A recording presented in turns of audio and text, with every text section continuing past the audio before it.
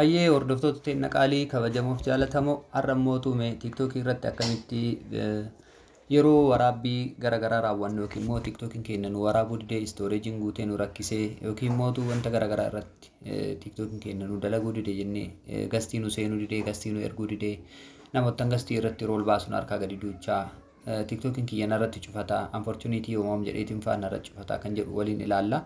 jalqaba irratti iddoo kana dhuftu iddoo profile jedhu kana ni tuqxu jechuudha. Fakkeenya viidiyoo bira dhaqee haa ilaallu viidiyoo gadi tuqa viidiyoo sakandii 15 viidiyoo daqiiqaa takka yookiin mootu viidiyoo isii kanneen keessaa viidiyoo inni nu waraabuu dide wayii haa ilaallume viidiyoo tan inni nu waraabuu dide kana anamma viidiyoo sakandii 15 waraabee isinitti agarsiisuu danda'a gadi tuqaa ni waraabama jechuudha yoo nu dide hoo akkam goonaa kan jedhuuf gara settingii deemna kara salphaa jechuudha kanarraa ni baana settingii bira deemuudhaan maal goona iddoo kana cuqaasna iddoo kana erga tuqne booda kallattimaan garam dhaqna jechuudha sarara sadii gubbaa olii biran dhaqna erga dhaqne booda setting keessa innee setting and privacy kan jedhu gadi cuqaasna yookiin immoo gadi tuqna erga tuqne booda akkam goona kallattumaan filannoowwan hedduu nuuf fida akkaawuntii nuuf fida privacy security balance akkasuma jennee gadi bu'aa deemna hanga kamaal jedhu bira geemnutti jechuudha iddoo free app space jedhu kana tuqne sirreeffanne jechuudha. Sambooda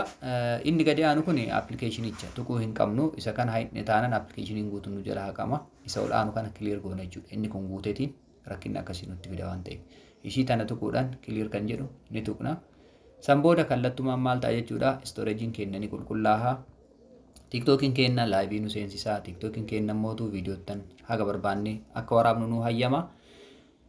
yoo yaada gaafii qeeq komii qabaattan waan barbaadan waan dandeettan waan yaaddan irraa na gaafadhaa viidiyoo har'aaf qabadhe kanumaan goolabaa Arbor Miidiyaan laayivii jira gara laayivii koottaa YouTube isaatis Arbor Online School hordofaa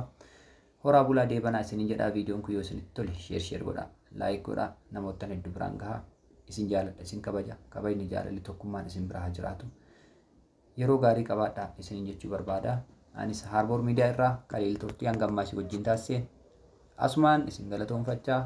yeroo gaarii qabaadhaa isiniin jedha horaa bulaa deebanaa